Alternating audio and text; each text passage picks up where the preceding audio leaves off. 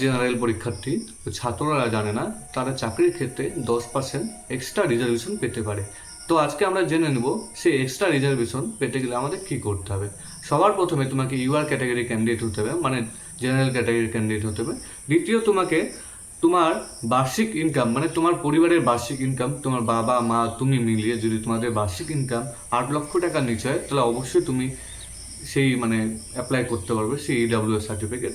এবার তৃতীয়, তোমাদের পরিবারের জমি বা তোমার নামের বা জমি বা যেটা রয়েছে 5 একরের কম হতে হবে। 5 একর বা 5 একরের কম যদি থাকে তাহলে তুমি অবশ্যই এই সার্টিফিকেটটির জন্য অ্যাপ্লাই করতে পারবে। তা আমরা জেনে নেবো এখন কী কী আমাদের ডকুমেন্ট লাগবে। প্রথমে আমাদের নথি যেগুলো লাগবে, প্রথমে ভোটার কার্ড, আধার কার্ড, ইনকাম কাস্ট সার্টিফিকেট, বা তোমার নামে তুমি যদি ইনকাম করো তোমার নামে, বা তোমার বাবা যদি ইনকাম করে তোমার পরিবারে তাহলে তার নামে লাগবে।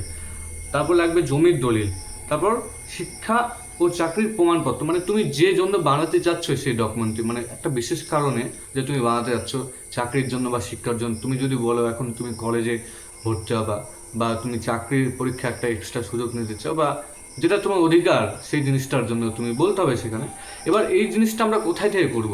সবার প্রথমে তোমাদের ইনকাম সার্টিফিকেট বের করতে হবে। সেই ইনকাম সার্টিফিকেট নিয়ে যেসব নথি বললাম তোমরা, সেই সব নথি নিয়ে তোমাদের প্রথমে যদি অনলাইনে করতে যাও তোমরা, তাহলে ব্যাকওয়ার্ড ক্লাস ওয়েলফেয়ার ওয়েবসাইট আছে আমাদের ওয়েস্ট বেঙ্গলের, সেই কাস্ট সার্টিফিকেট ওয়েবসাইটে তোমাদের গিয়ে অ্যাপ্লাই করতে হবে। বা তোমরা যদি চাও সেটা অফলাইনে করবে, তাহলে তোমাদের বিডিও অফিস বা এসডিও অফিসের কাছে গিয়ে তোমাদের নির্দিষ্ট ফর্ম দেওয়া হবে, সেই ফর্মটি ফিল আপ করে তোমরা তোমাদের নথিটি জমা করতে পারবে। তো অবশ্যই তোমরা চটজলদি করে নাও এই জিনিসগুলি, কারণ এটা খুব প্রয়োজনীয় জিনিস। আর চ্যানেলে নতুন হয়ে থাকলে অবশ্যই সাবস্ক্রাইব করবে। ধন্যবাদ।